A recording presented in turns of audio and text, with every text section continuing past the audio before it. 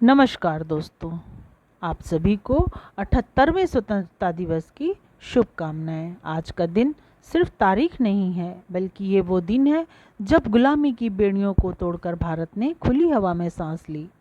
हमने ये आज़ादी न किसी सरकार की मेहरबानी से पाई और न ही किसी के कागज़ के दस्तखत से, बल्कि लाठियों की मार से, गोलियों की बौछार से, फांसी के फंदों से और जेल की सलाखों में रहने के बाद हमें ये आज़ादी प्राप्त हुई।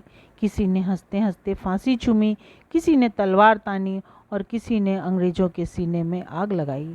आज हम भगत सिंह, चंद्रशेखर आज़ाद, नेताजी सुभाष चंद्र बोस, रानी लक्ष्मीबाई, तात्या टोपे, सावित्री बाई फुले, गांधी जी, नेहरू जी, पटेल जी जैसे जाने और अनगिनत अनजाने वीर स्वतंत्रता सेनानियों को नमन करते हैं।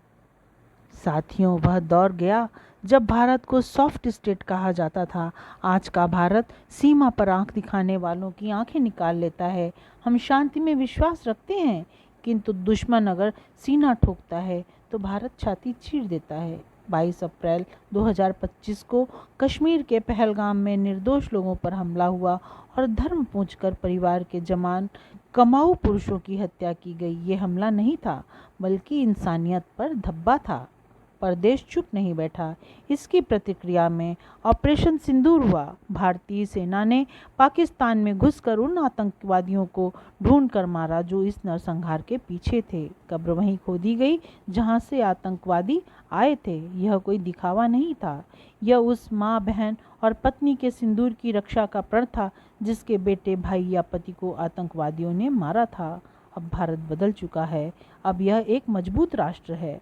साथियों, पाकिस्तान हो या चीन या कोई और, भारत की आंखों में आंखें डालकर बात करने की हिम्मत नहीं कर सकता। हम वो देश हैं जो बुद्ध भी हैं और अर्जुन भी हैं। जब तक शांति है हम शांत रहेंगे, लेकिन जब युद्ध चाहिए तो कृष्ण ही हमारी कमान संभालते हैं। साथियों, हमें आज़ादी तो मिल गई, अब हमें इसे सजाना है और सहेजना है, मजबूत बनाना है। अपने देश को कर्म से ऊंचाइयां दो, अपनी मेहनत से भारत को विश्व गुरु बनाओ। याद रखिए, भारत माँ की रक्षा सिर्फ सैनिकों को नहीं, हमें भी करनी है।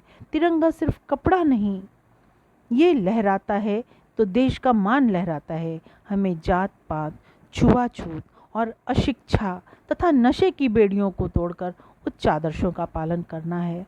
प्यारे साथियों, इसी के साथ मैं अपनी वाणी को विराम देती हूँ। जय हिंद, जय भारत, वंदे मातरम।